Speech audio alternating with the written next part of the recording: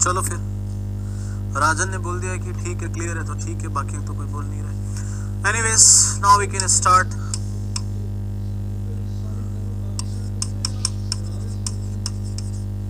Timber,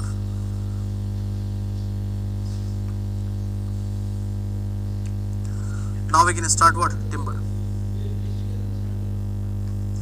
listen very carefully, listen very carefully. Timber क्या है? Timber is something which is extracted from the tree. Timber is a processed building material.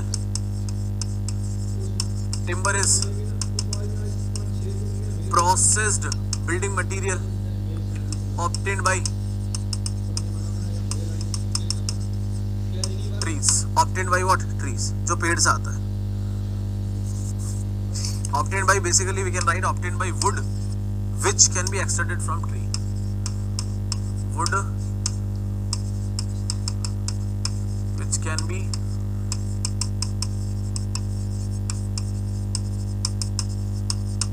जो पेड़ से काट के निकाली जा सकती है। ठीक है भाई, बहुत खुशी हुई जान के कि अगर आपने पेड़ से लकड़ी काट ली तो।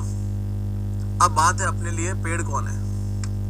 देयर आर दो टाइप ऑफ पेड़, there are two type of पेड़, two type of trees are there. First is exogenous tree, first is exogenous tree. The name itself is suggesting you they are growing outward side, grows outward, बाहर की तरफ फैलते हैं, grows outward. And second is endogenous tree, endogenous tree ये कौन है? जो grow करते हैं inward, grow inward, ठीक है। endogenous का मतलब है अंदर की तरफ फैलने वाले। अब endogenous tree में कुछ examples हैं, कुछ examples हैं जैसे कि बैम्बू, केन, पाम, एक्सेट्रा। ये वो एग्जाम्पल है। इनका लॉन्गिट्यूडनल स्ट्रेंथ कुछ नहीं है, less engineering effective, less engineering purpose, as fibers can be taken out easily, as fibers can be taken out easily, taken out easily। अब इस बात को समझना आप, try to understand this point, try to understand this point, ठीक है। try to understand this point कि क्या कहना चाह रहे हैं। बांस की जो लकड़ी होती है ना, बांस आपने देखा है? ये बांस आपने देखा है? बांस आपने देखा है? Have you seen ever the bamboo tree और बैम्बू वुड? तो उसमें से आप देखते हो कि बांस आपकी उंगली में भी चुभ जाता है। और otherwise you can simply take out the fibres of this bamboo. We know that bamboo is something, I can say fibres are something which are going to give you the energy और which are going to give the strength. Fibres ही तो है जो strength देते हैं। आपने उसी को उखाड़ के फेंक दिया, you have removed them only, और फिर कह रहे हो हमको वो चाहिए, स्ट्रेंथ चाहिए। पागल हो क्या? मजाक चल रहा है क्या? तो नहीं मिलेगी strength, sorry. Now it's exogenous tree, exogenous tree. There are two type of tree in exogenous, two type of tree in exogenous. One is deciduous, deciduous tree, and second is conifer tree. Completely opposite to each other, बिल्कुल ही opposite एक दूसरे के, बिल्कुल ही opposite एक दूसरे के, हर मायने में, हर मायने में। कैसे? यहाँ पे ब्रॉड लीव्स होती हैं, या ब्रॉड लीव या ब्रॉड पत्ते होते हैं, ब्रॉड पत्ते होते हैं, या फिर कह दो कि ब्रॉड टाइप के फ्रूट होते हैं। They are having cone shaped fruit और लीफ, ठीक है। अब मैं जो पॉइंट लिखने जा रहा हूं, अभी आपको लगेगा कि ये तो याद रखना है, but after the next slide explanation everything will be in your mind. Directly आपके दिमाग में आ जाएगी सारी चीजें क्या है। These are very soft, weak, light in colour and resinous, non resinous. अरे उल्टा लिख दिया। ये सारे हैं इस तरह के, सॉफ्ट, वीक। जनरली मैं हमेशा कोनिफर से स्टार्ट करता हूँ, कोई बात नहीं। Light in colour and non resinous. बिल्कुल इसका उल्टा है, बिल्कुल इसका उल्टा है। They are hard, they are strong, dark in colour, non resinous, non resinous. अभी कोई नहीं पूछेगा कि ये क्या, ऐसा क्यों है। We will explain each and everything. इसमें इनडिस्टिंक्ट एनुअल रिंग होती है। यहाँ पे एनुअल रिंग का महत्व तो बिल्कुल कम है, लेकिन डिस्टिंक्ट मेडुलरी रे होती है। डिस्टिंक्ट मेडुलरी रे, मेडुलरी रे का महत्व तो बहुत ज्यादा है। डिस्टिंक्ट मेडुलरी रे, इसका बिल्कुल उल्टा यहाँ पे, इसका बिल्कुल ही अपोजिट यहाँ पे, एवरीथिंग इज कंप्लीटली अपोजिट। क्या लिखेंगे? Here distinct medullary ray and indistinct medullary रे।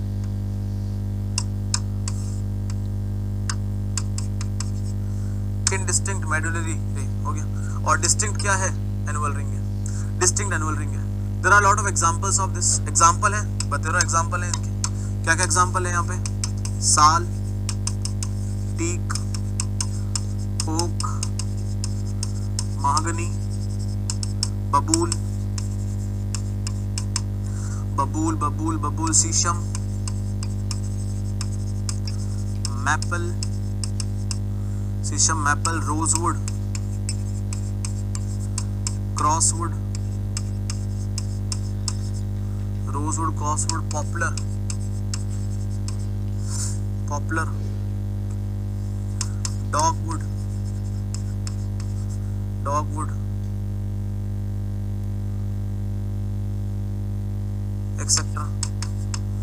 यहां पे एग्जांपल लिख देता हूं, जैसे कि चीर, देवदार, फिर pine, Cyprus, cedar, डॉगुलस, etcetera.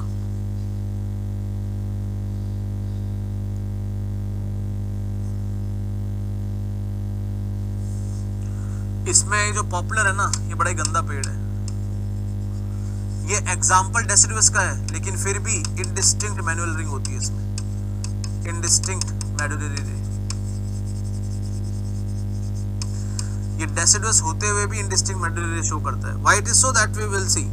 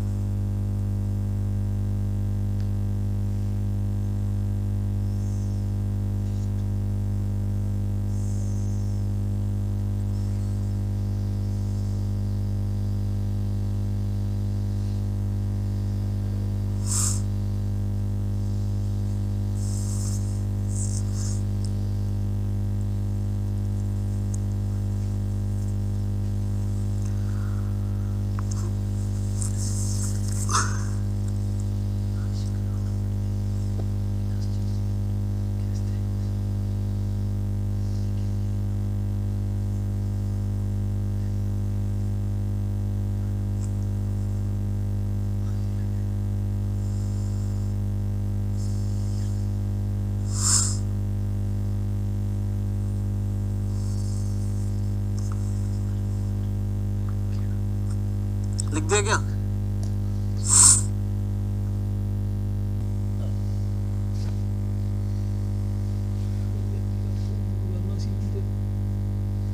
I will explain.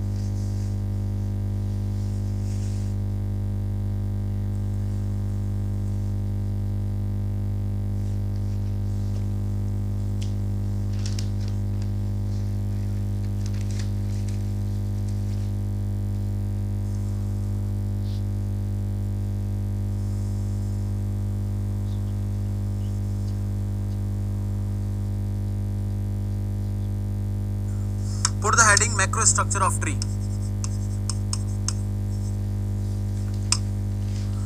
Put the heading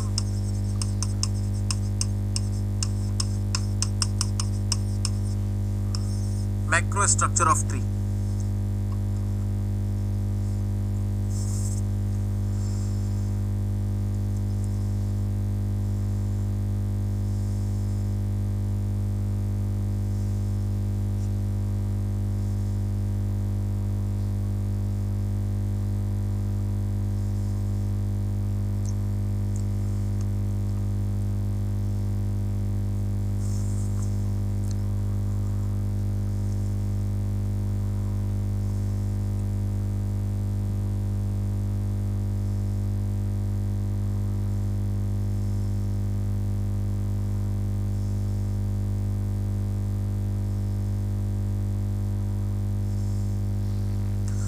macro structure of tree. अब इस पूरी कहानी को इतना ध्यान से समझना जितना आज तक आपने आपकी उनकी बात भी नहीं सुनी हो। पूरा ध्यान समझना। देखो मेरे को कलर ही करना पड़ेगा। चलो बहुत ज्यादा ध्यान से समझेंगे, अत्यधिक अत्यधिक ध्यान से समझेंगे इसको, पूरे टॉपिक को। बहुत ही जबरदस्त टॉपिक है, जबरदस्त है मतलब। एक बार 6-7 गोले बना ले। आप लिखते बहुत धीरे हो यार।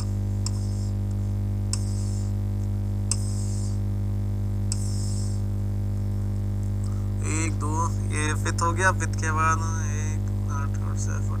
एक और बनाना पड़ेगा।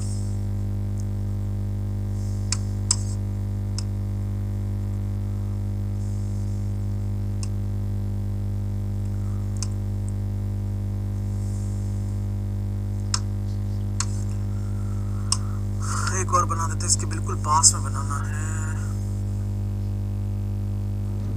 चलो ठीक है, अब इसमें कलर फिल कर दूं एक बार। कलर फिल करने से आपको भी थोड़ा बढ़िया लगेगा। ये ज्यादा मोटा हो गया, ये कर लेते हैं। ये भी ज्यादा मोटा हो गया, ये कर लेते हैं। ये ठीक है। ये डार्क ब्राउन हो गया, ये उससे कंपैरेटिवली लाइट, ये उससे कंपैरेटिवली लाइट ब्राउन हो गया, और उससे भी कंपैरेटिवली लाइट ये लेना है। ज्यादा डार्क हो जाएगा।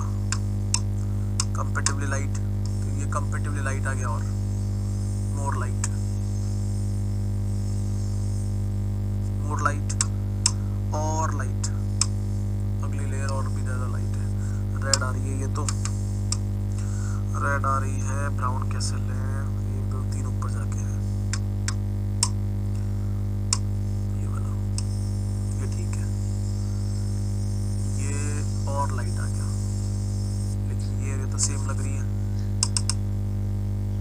इसको इससे बना दो और लाइट ढूंढते हैं। ये सिर्फ आपके अंडरस्टैंडिंग के लिए कर रहे हैं, बाकी समझाने में सिर्फ लिखा के समझा भी सकते हैं, ठीक है। ये बिल्कुल फिर येलो शेड ही दे दे रहा हूं मैं, इट्स वेरी लाइट। ये येलो नहीं है, बस कलर डिफरेंस करने की कोशिश करने के लिए येलो किया है, ठीक है।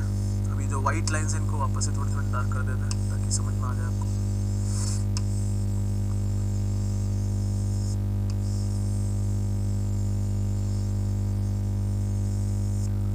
लास्ट में जो है डार्केस्ट ब्राउन करना है जितना भी ज्यादा हो सके, और ये इसको फिल कर दो यहाँ से।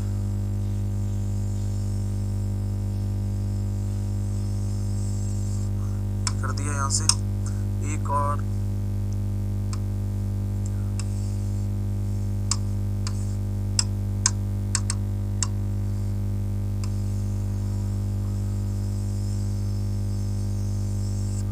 ये लो भाई। अब ये थोड़ा सा क्या डिफरेंट कलर बन गया है। अब मुझे नहीं पता है कि आपको कितना समझ में आएगा डिफरेंस कलर का। बस आप वैसे तो नोट्स लिखेंगे, लेकिन थोड़ा सा बस ध्यान रख लेना।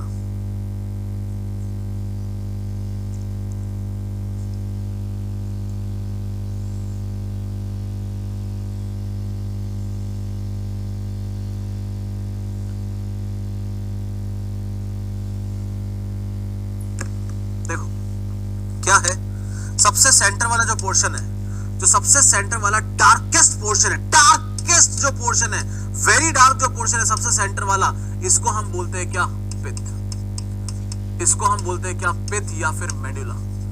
That is known as pith और मेडुला। ये सबसे सेंट्रल मोस्ट पोर्शन है, ये सबसे सेंट्रल पोर्शन है, डार्केस्ट इन कलर है, सबसे ज्यादा डार्क है, डार्केस्ट इन कलर है, डार्केस्ट इन कलर है, और डेड पोर्शन है, डेड पोर्शन है, डेड पोर्शन है। एक पॉइंट और लिख देते हैं, उसके बाद आगे बढ़ते हैं। डेड पोर्शन है, और no role in stability and growth, stability and growth. ये मर चुका है आज की तारीख में, ये पोर्शन आज की तारीख में एग्जिस्ट ही नहीं करता, और I can say it is not even existing in any kind of growth, any kind of stability. It is just dead portion of the tree, मर चुका है। इसके बाद वाला जो पोर्शन है, the next portion is something is known as heartwood. Heartwood. अब ये हार्टवुड भी डार्क है, हार्टवुड भी डार्क इन कलर है, बट मैं क्या कह सकता हूं, lighter than pith, lighter than पिथ। ये भी ग्रोथ नहीं करवाता, बट पार्टिसिपेट इन स्टेबिलिटी, और आई कैन से प्रोवाइड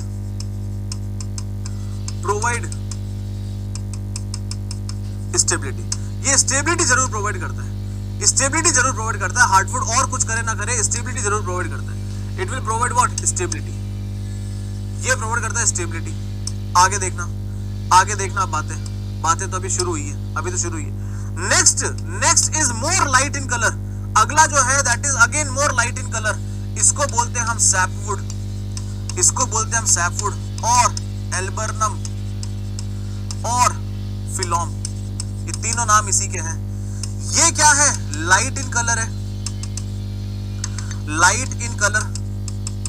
इट कैरीज, ये कैरी करता है सैप या xylem, hence responsible for growth, hence responsible for present growth. इसलिए आज की ग्रोथ करवा रहा है क्योंकि इसके पास खाना है। उस खाने का नाम क्या है, जाइलम या sap. That food is known as what, xylem और सैप। इसके बाद अगली जो लेयर है, जो और ज्यादा लाइट कलर है, जो मेरे से हल्की सी ग्रीन बन गई है, आप उसको ग्रीन नहीं समझेंगे, आप उसको और लाइट कलर समझेंगे। That is what known as cambium layer, cambium layer. Cambium layer जो है, it is a cambium layer. ये जो रिस्पॉन्सिबल है, इसके पास ये तो लाइटेस्ट इन कलर है, सबसे ज्यादा लाइट है, lightest in colour. It also carries fresh SAP, fresh SAP. और रेस्पॉन्सिबल है किसके लिए, रेस्पॉन्सिबल फॉर फ्यूचर, नहीं इस बार कौन सी ग्रोथ है, हाँ फ्यूचर ग्रोथ, फ्यूचर ग्रोथ। इन सबको प्रोटेक्ट करने के लिए दो लेयर जो बाहर से हमने बनाई है, these two layer which we have made outside, these are known as तना, bark layer, inner and outer bark, outer bark. responsible for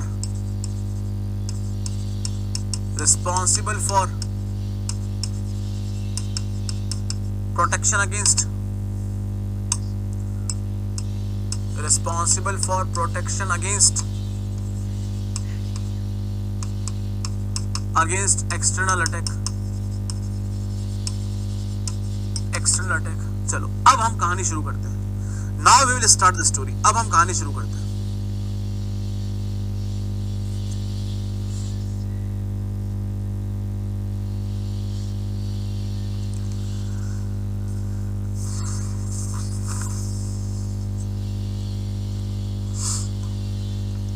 Now we will start the story। अब देखना पूरी बात।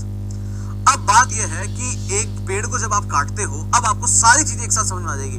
Once you cut a tree, you will find this kind of cross section, in which the most central portion, which is the darkest in color, जो सबसे ज्यादा dark है colour में, वो आज की तारीख में डेड है। That is dead, not even able to grow and not even able to provide any kind of stability. Hardwood is responsible for stability because it's outer from pith, so it is comparatively lighter in color. More outer is sapwood. Its sapwood carries sap, hence responsible for present growth. And again, more outer you come, more lighter color it will be, carries fresh sap, responsible for what? Future growth. These only 4 layers are need to be studied. This layer, these all 4 layers will be protected by the provision of this bark layer और कैसे तना। ये आपको उससे बचाता है, किससे, किसी भी तरह के एक्सटर्नल अटैक से बचाता है। आप कभी भी if you any time let us say tear a piece of bark, अगर आप एक बार्क का या तने का टुकड़ा काटते हैं, and if you try to rub your finger inside the tree, you will find something is glowing material, कुछ चिपचिपा पदार्थ आपको मिलेगा। दैट चिपचिपा पदार्थ is known as what, sap और xylem. That is a food of tree which is coming as a mix of nutrient from the roots. वो एक क्या बोलेंगे उनको, ग्रोइंग तत्व होते हैं, ग्रोइंग न्यूट्रिएंट होते हैं, जो आपको आगे बढ़ाने में काम आते हैं। ये ट्री की फैमिली है। पिथ सबसे सेंटर में है, हार्ट सबसे बाहर है, उससे बाहर सैप है, उससे बाहर कैम्बियम लेयर है। इस फैमिली को हम अपनी फैमिली को देखेंगे, उससे इसको समझेंगे, कभी भी नहीं भूलेंगे जिंदगी में। याद रखिएगा ये चीज में एक कॉमन चीजें बोल रहा हूं, whatever I am saying going to say is just a common thing. Do not take it on your own example और you can take it on my example. मुझे अपने बारे में बोलने में कोई दिक्कत नहीं है, ठीक है। यू शुड नॉट फील बुरा।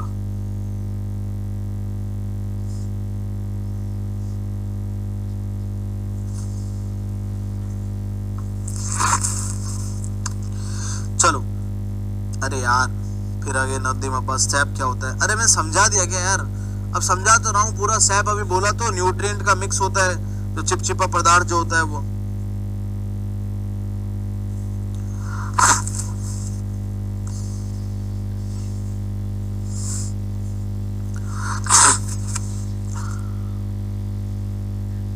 बताया तो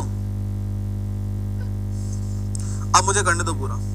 देखो क्या है, इस पिथ को आप समझो कि अपने दादाजी, grandfather, right now he is not participating in any kind of growth, not even financially, not even number of family।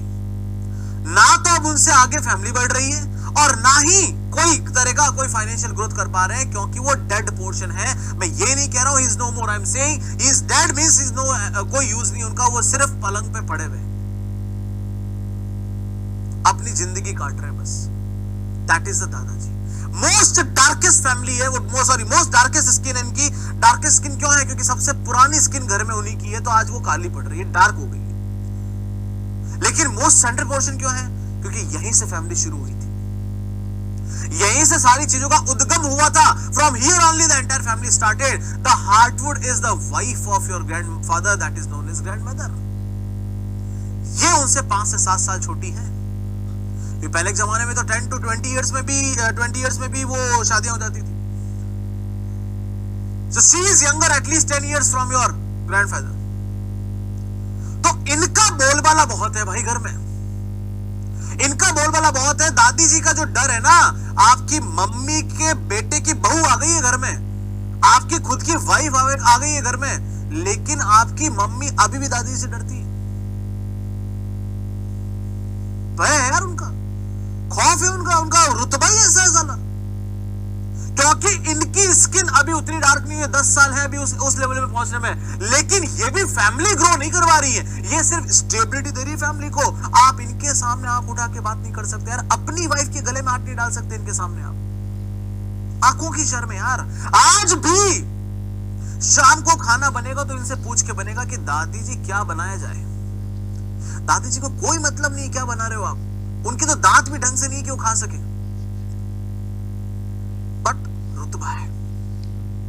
आप अपने मन से बना के देखो कभी, मेरे से पूछते ही नहीं आजकल, मुझे तो भूल गए, मुझे तो पुराना सामान बना के पटक दिया साइड में, इनको तो ऑलरेडी बेड पे डाल दिया, मुझे भी डाल देंगे। अरे किसको पता इनकी ये हालत भी इन्हीं की वजह से हुई, तो I am not saying anything, हो सकता है। So she has the stability, उनकी वजह से घर में स्टेबिलिटी है यार, और ये बात सही है। मजाक की बात और है, लेकिन ऐसे इंसान का घर में होना जरूरी है। ये चीज आज आप भले फील ना करो, लेकिन कुछ समय बाद आपको ये चीज जरूर फील होगी। We need this kind of person in the world. एक बुजुर्ग घर में होना मैंडेटरी है यार। आपको लगेगा नहीं वो हमें आजकल के कपड़े नहीं पहनने देते, हमारी वाइफ को कुछ बोल देते, हमारे भाइयों को कुछ बोल देते, कुछ अपने दोस्तों को कुछ बोल देते, लेकिन मैं बता रहा हूं ना, वो जो बोल रहे हैं ना, वो एक्चुअली सही बोल रहे हैं यार।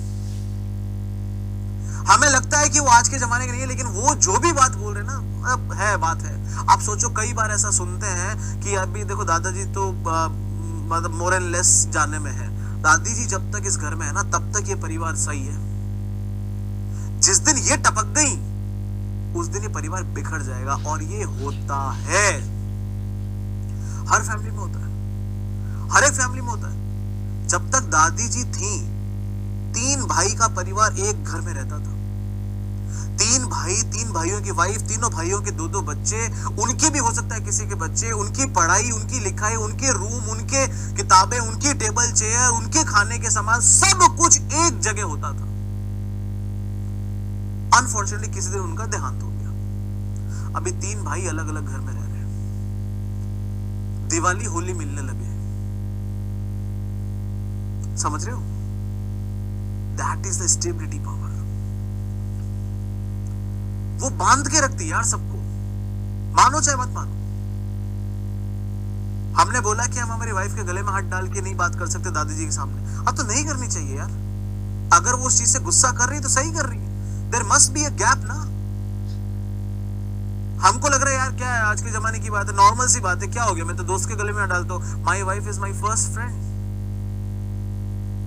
नहीं है यार, वो उनकी नजर में नहीं है।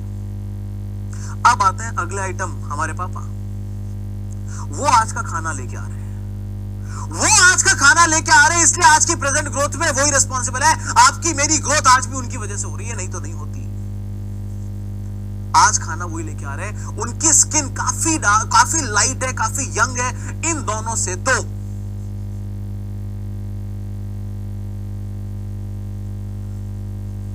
करता है सैप, खाना जो ग्रो करवाता है आज की तारीख में प्रेजेंट ग्रोथ। इसको फिलो में अल्बरम भी बोलते हैं। अब आता है लास्ट में सबसे लाइट कलर का, हम लोग, हमारी स्किन सबसे यंग है, सबसे लाइट स्किन है, सबसे यंग स्किन है। हमारे पास तो एकदम फ्रेश आइडियाज हैं, जो अपने घर को फ्यूचर ग्रोथ के लिए हम ही तो रिस्पॉन्सिबल है।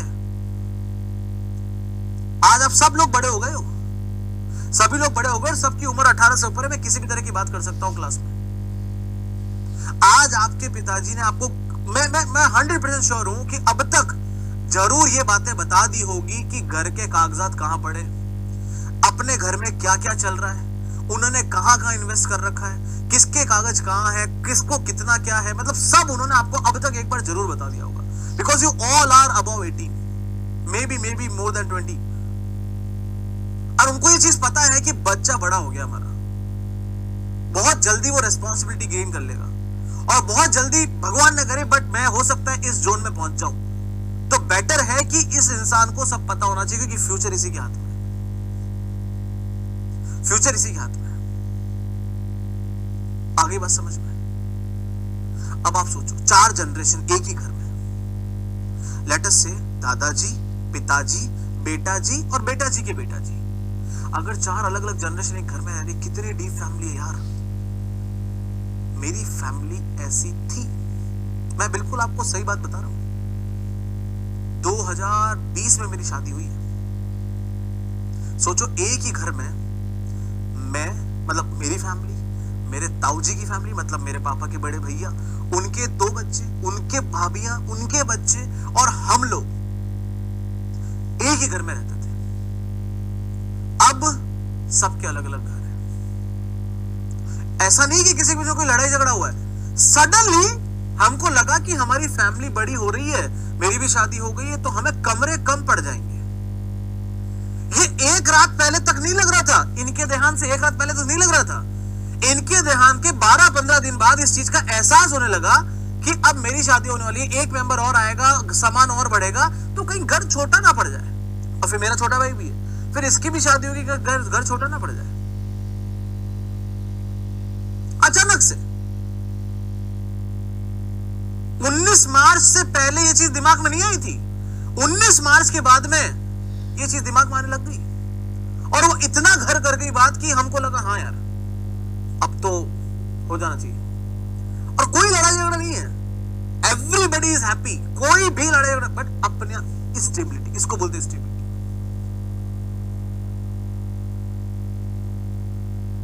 आई बात समझ में?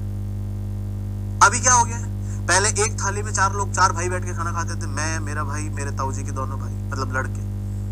अभी ये काम होता है दिवाली पे, वो भी मौका पड़ गया तो, क्योंकि अब दिवाली पे मेरे ससुराल से भी इनविटेशन होता है, मेरे भाई के ससुराल से भी इनविटेशन होता है, उन लोगों के भी इनविटेशन होता है। तो हमें अब जुगाड़ करना पड़ता है कि यार कब फ्री है, मिले क्या एक बार।